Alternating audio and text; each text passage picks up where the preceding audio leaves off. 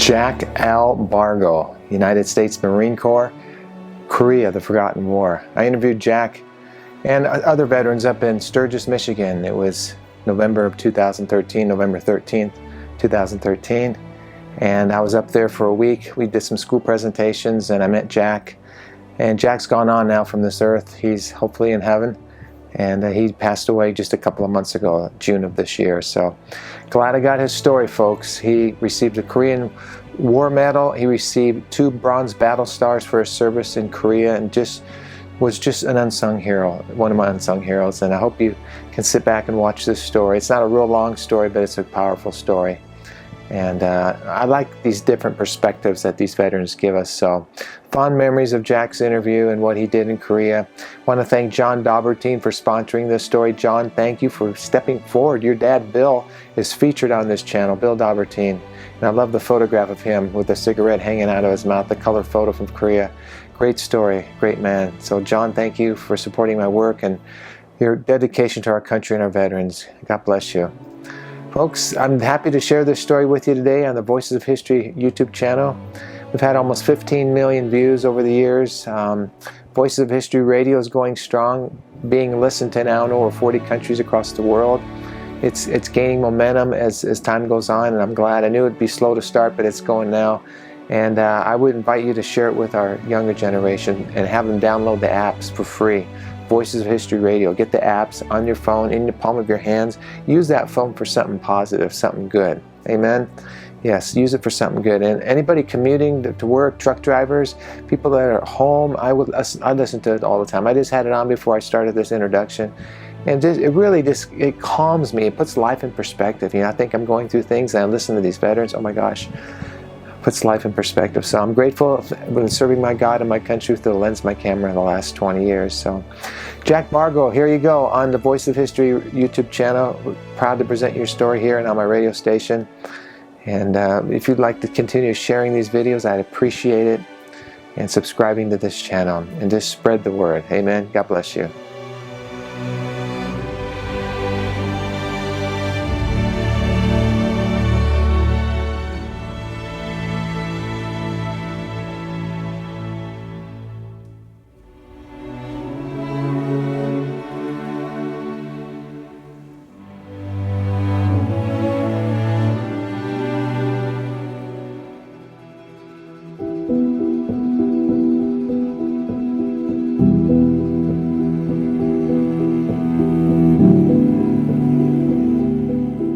Of course, the Marines being a division of the Navy, they had tested them and accepted them. So the Marines got them. We had them and I looked at them and I said, feet ain't gonna stay warm in them, you know. You just put them on. But they were really something. Let's go back in time here for a minute. Well, how old are you now? 81. You don't look 81. Well, I am. No.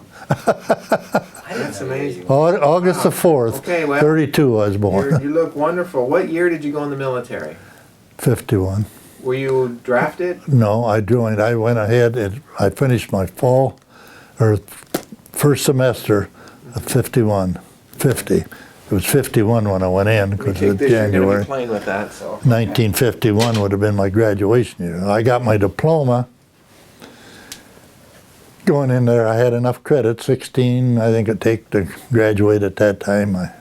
And I had enough to do 14. I get a couple credits to go in the service. And I lost my dad in December of 50. Okay. And I was just kind of, we did a lot of fishing, hunting close, you know, and upset a little. And I told my mother I was going to join the Marines. Okay.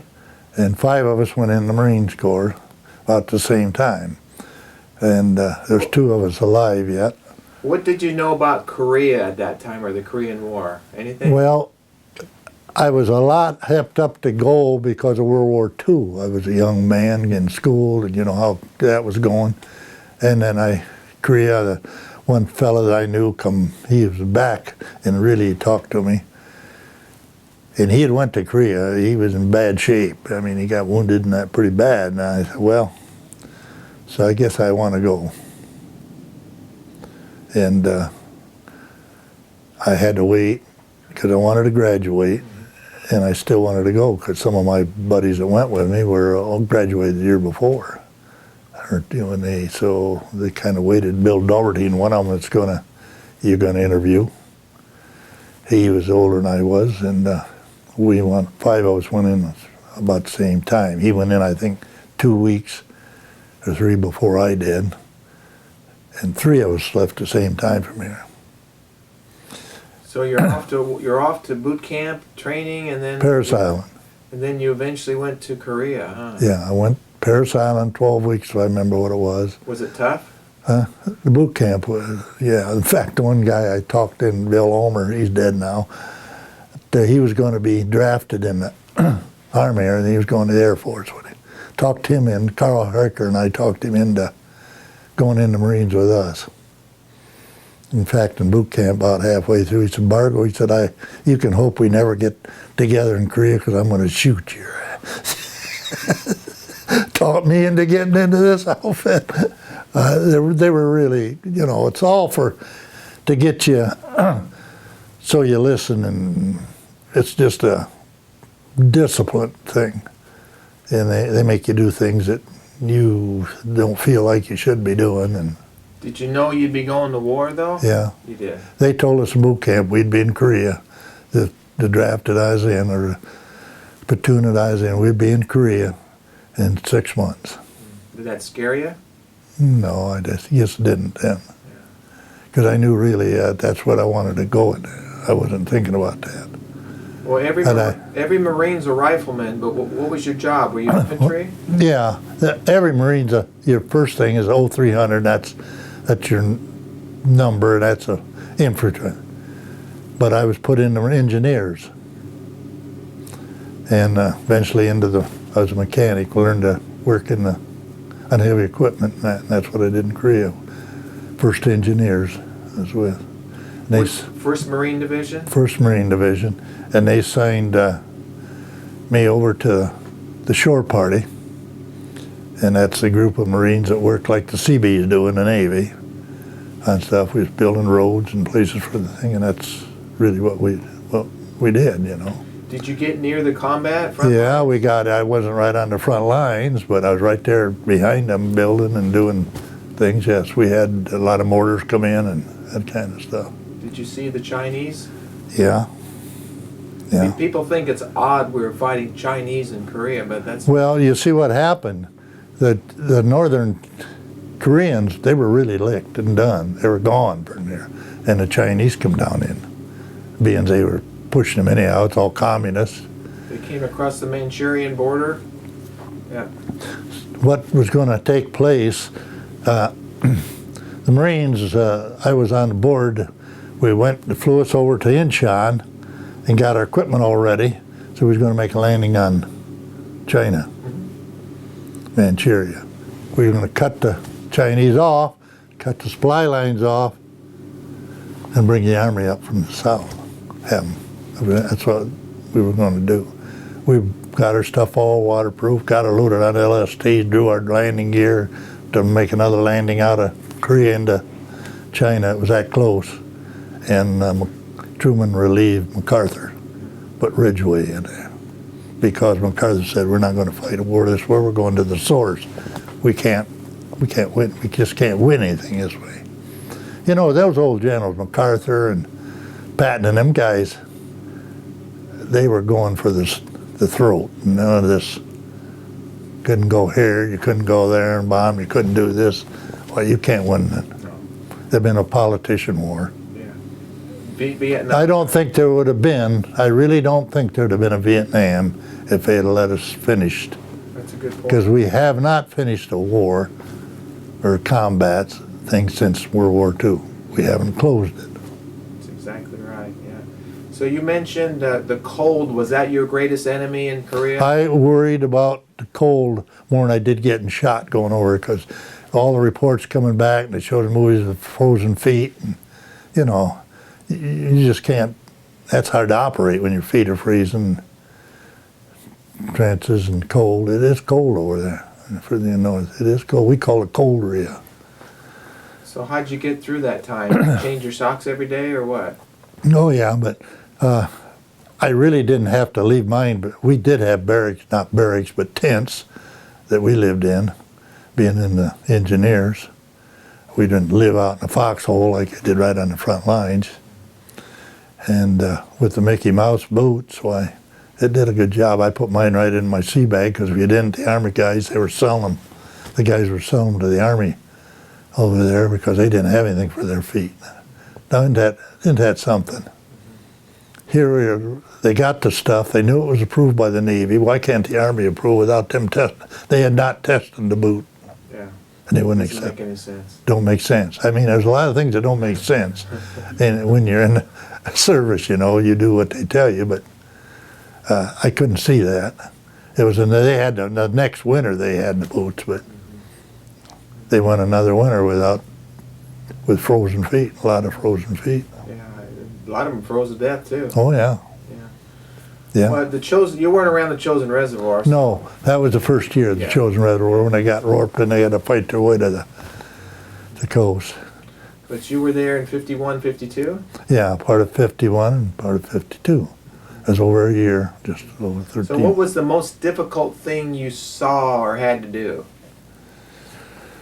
Well, the most difficult thing I probably done was I was asked, I was signed to a shore party from the engineers. We had so much equipment to take care of. One mechanic, I mean, you were with that group. You had so many dozers, so many graders, and equipment like that. You had to keep it running and work on it.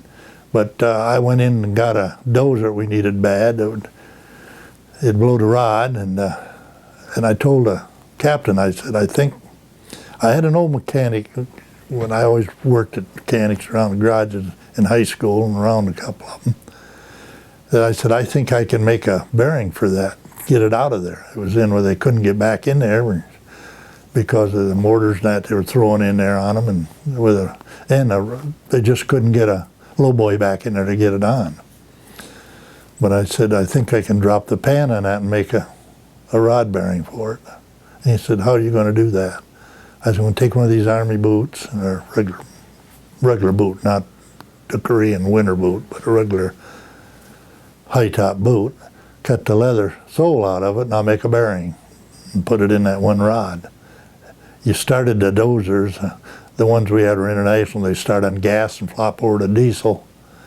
And I said, I think I pulled an injector out of that one cylinder, cut the compression down, had two cylinders there. They switch over from gas to diesel, two chambers there, and close that one chamber, and I think I can, that rod bearing will hold us so we can get it up over that hill and out of there back on the lowboy. Because we needed, he said, we need that dozer. And so I said, you think I think I can do it? He said, well, how are you going to do that? I said, I'll do it. Put me in there and dart. I'll drop the pan. Yeah, they got a stump guard on them. I'll drop that. And I need one man to help me to drop that. And I can put that bearing in for her. Close her back up and run her. And before we got her back across there, they were throwing mortars at us. And that's probably the worst part that I had to really, other than you. There was another thing we had to watch over there. Is we've been up and down so much, you know, push back, like when they was up there on the Incheon or up there from Incheon on down back, they mined everything. A lot of them mines that they were hitting were our own mines. When we got pushed back, they never got to clear the minefields. And they're all hills, like little mountains. Northern Michigan up there looks just like Korea. Yeah. And I go up there to the Porcupine Mountains in Michigan. Always thought I used deer on up there, and it reminded me of Korea. One hill right after another hill, you know. I was always taking a different hill. But, and it did. I got it back. It says, time I got it back, it was rattling pretty good, but we got it on. That was the worst. He put me in for a Bronze Star, but I never got it, so it didn't matter. I got the job done that I was. Did you ever work with the wounded or the dead or do anything with that? No, I see a lot of them. They really used a helicopter to bring in and take the wounded out to the hospital ship and they put one on each side of them helicopters. Them guys come in there and get it, and we watched them. I'd watch them dive down. The dive bombers coming, we'd bet on them. That guy's married or this and single. They'd drop his napalm gas, and some of them guys would just come right over the trees. A lot of pine up in there, you know. It looked like it just, and then if you pulled out higher, why, they'd always say he's married and got a family. We'd bet on that. That's why on the line watching them. As far as me up and having to shoot somebody, I never shot anybody. Never had to. Did you carry around a BAR-M1, or what did you guys have? Well, in a squad you have the bar. There's a barman, and everybody carries ammunition for it. But when you're in this your squad, if you're out on a patrol or that, yes, you carried it. You took turns carrying, and the bandoliers ammunition for it, because they shot. They weighed 20 pounds. Everybody carried enough ammunition for the barman. The Korean War technically wasn't even a war, but the Korean War is referred to as a forgotten war. Why do you think that is?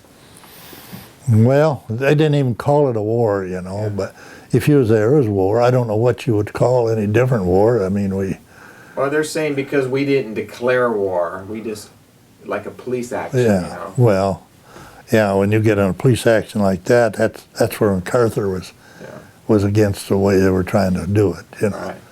He's a general from World War II, and.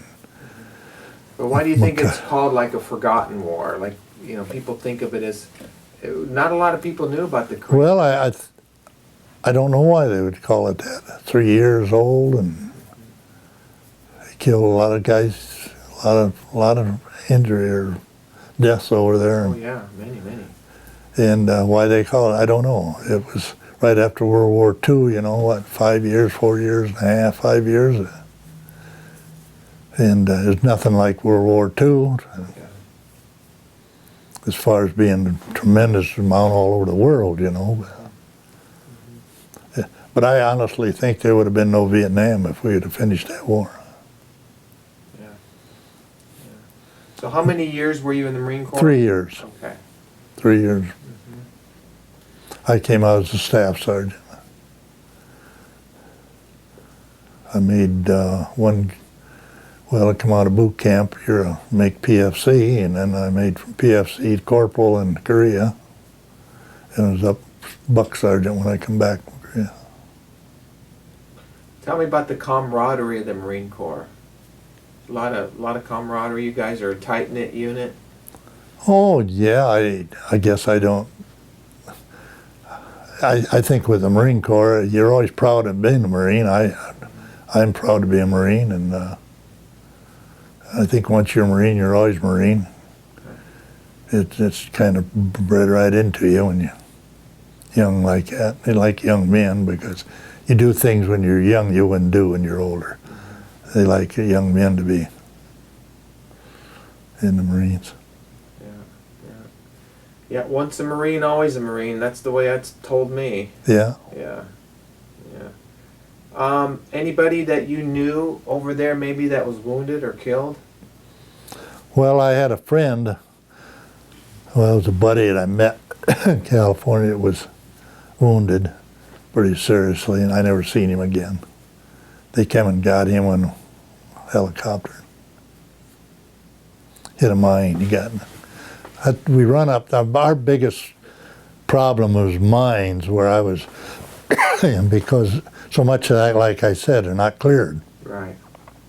And I always said there'll be people killed here 20 years from now, because these minefields, they lost the mapping of where they were. In every valley we had mined heavy. And those mines are in there, you know, and you had to be very careful of moving around and working. We cleared the mines where we made road. We made all the roads. Korea didn't have any roads. And we made a lot of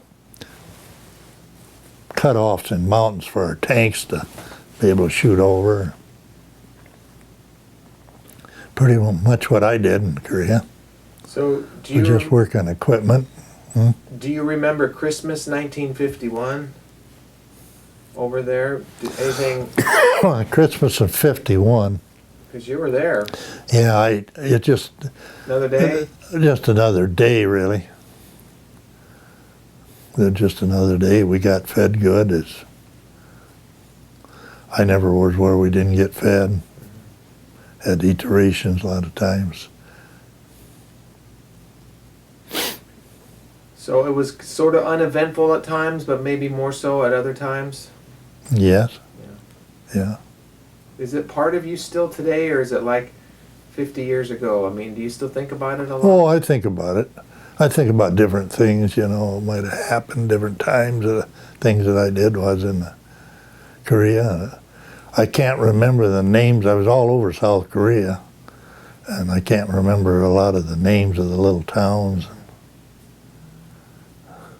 I remember one time we got into a thing that I always thought was awful bad. We got into graveyards, making roads there, and because nobody knew. We're plowing up with dozers into people's graves. I mean, that's a very sad. Can you imagine plowing through taking the graves out of like out here, the cemetery, and not know it wasn't even there? They weren't marked like that. Everything was like, I say, a mountain, rice paddies. That's about all there was. And them people were so far behind. So far behind. You didn't have any idea that it was a cemetery, huh, or whatever. Wow. Of course, when like you say, war's going on, you're moving on, you're into it before you knew it. They've got Koreans running around hollering, and you don't know what they're saying. You ever been back to Korea? No, I had a chance. I wished I'd have went back here quite a few years ago. Millman here, he went. He told me you should have went back, Jack. If we'd got out to California, the Koreans paid to take the troop. They took you all over. Because when I left Korea, there was nothing standing. What factories around the perimeter of Korea? See, in the Second World War, the Japanese come over there.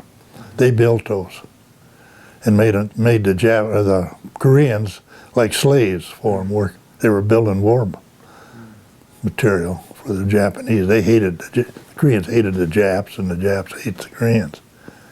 And that was all flattened. We flattened everything we was at. Really was round. But them little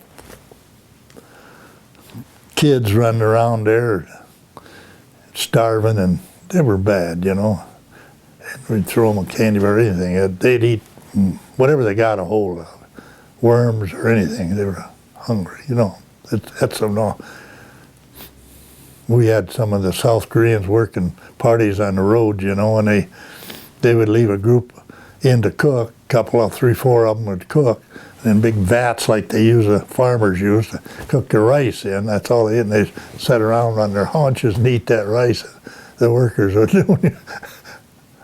And we have them in a compound. We was actually at times might have been mean to some of them, They want to learn, they did, and they're right in your way trying to learn. The mechanics working. I had one of my buddies reached out. He could take electricity. I can remember him grabbing the ear of that one, killing the little Jeep engine with. Now can you imagine how bad that much of shock that young Korean?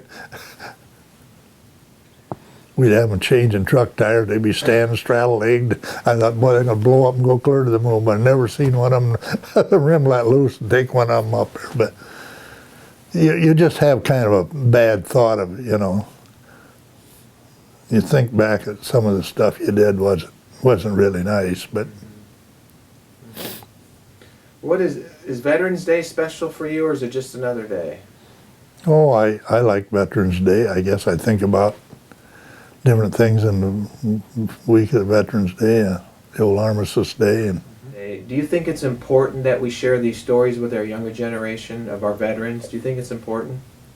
Oh, I think they should know. I don't think the people today, the kids, have any idea of war, the way wars were then. I bet you that some of them don't even know what World War II is. I'm sure that's because they don't. It's too many years from it. It's important. I challenged our young people with a couple of questions when I talked to them, and I asked the veterans the question too. So I want to ask you two questions about the flag and about freedom. Just first, tell me what the American flag means and represents to you as a veteran and as a citizen. Well, I tell you, of course, the flag means a lot to me. And I fly, you can ask Greg, I fly my flag every time. In fact, I just took it down yesterday because of wind in the winter out there at the lake where I live. And but to me, every one thing on that flag means something. How we fought to get our freedom, and then you look back in the Pilgrims' days and how what they fought to get this country free from the English. There was just a lot of, that flag is, when I see them mistreating the flag, I don't like to see that. Because that represents to me is freedom that we fought for in this country. Our forefathers and everybody fought for this freedom. And we have the best living in the world right here.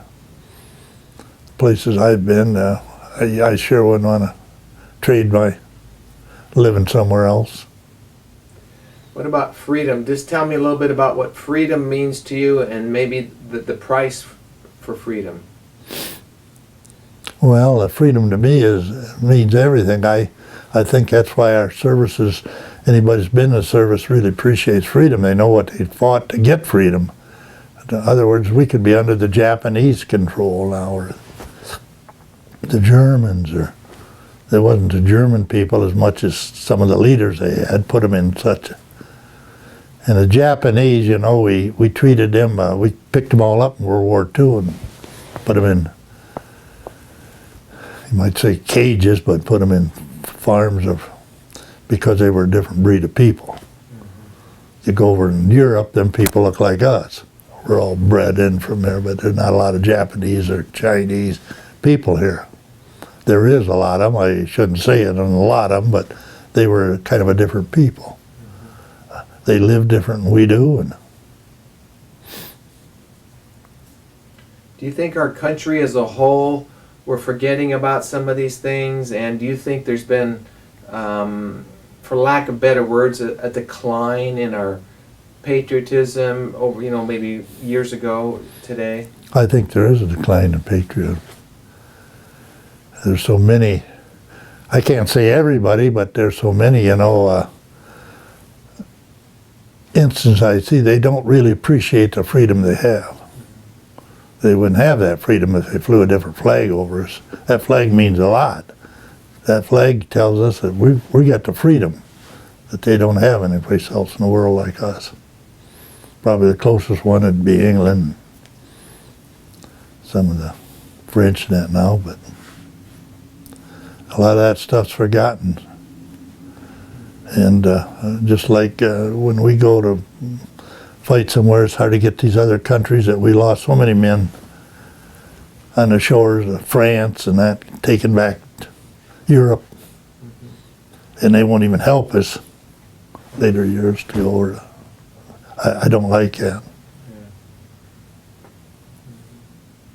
There's a lot of men who lost their lives right there to get that country back for them. Men and women both. I just wouldn't say men, there's women that's just as seriously trying to do it too, Did you bring pictures today for us to scan? Did you bring some pictures? Just brought one. Just one picture? Yeah, I didn't bring a, Do you have more? well, probably in the put away, and my wife Did you had bring died. an old service picture or what? I did. When I come back from Korea, I volunteered for one of the atomic bomb experiments out there in New Mexico? Nevada, Nevada? Yucca Flats, Nevada. And a picture was in the paper here, in the Sturgis paper. That's where that was. And after when I did that, and I brought that picture. I had one of them in my desk. It tells about making them mock. We trained for that, and I volunteered to go out to see one of them bombs. Well, if you have like a picture from boot camp, graduation, or even a high school graduation picture, if you could get it to us sometime, we'd like to scan that too. Something that shows you, you know, I don't know what he brought, a newspaper clipping or something? Okay. Yeah, if you got something else, you, Get him that picture and show it to him. yeah, but still, I'd Yeah. like a couple others if you have them lying around somewhere, when you have time. I get, I'd have to dig my pictures out, I probably got. Yeah, if you could, that would help with, as you tell your story, I'll probably want to put a picture up on the screen, you know, so that's kind of what I'd like to do with that, but, so you're 81 years old. Did you ever think you'd be 81? I kind of did. Yeah? I've felt, I've had cancer, Oh no, what kind? 20 years. Really? I had, well, I had my prostate taken out and You got through that okay though, huh? yeah, and some of my colon. Oh my goodness. I didn't know I had it. Oh, that's a good picture. Yeah. I was 20 years old there. Yeah. Yeah, if you got something else, just bring it and they'll scan it and send it to me, okay? I'd like a couple others if you got them, even of you and your wife or something back, you know, then. That We didn't have anything in boot camp because they didn't take pictures in boot camp. Well, after graduation, Yeah. you took your picture. And your Oh dress yeah, I got a photos. graduation picture. Yeah. Yeah. Yeah, something like that. Doesn't have to be in country, so, but,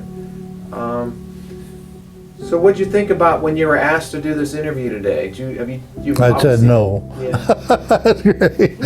I don't think so. You've talked before, obviously, about your war experience. Oh yeah. Yeah, yeah. Do you have children? Yeah. Did you ever talk to them, or did you ever talk to them about it, or did they ever ask And you? not a lot, no. See, I think the children today have been raised, they didn't really understand. Mhm. Well, have you ever seen one of my documentaries? No. Okay, well, at the end of my documentaries, with all the older war veterans, I always ask them to, from where they're seated, to look into the camera and give a salute. Could you do that when I ask you? Would I, you say? Yeah. Yeah. You could. Just if you could look in there whenever you're ready, Jack, and go ahead and just give a salute. All right, perfect.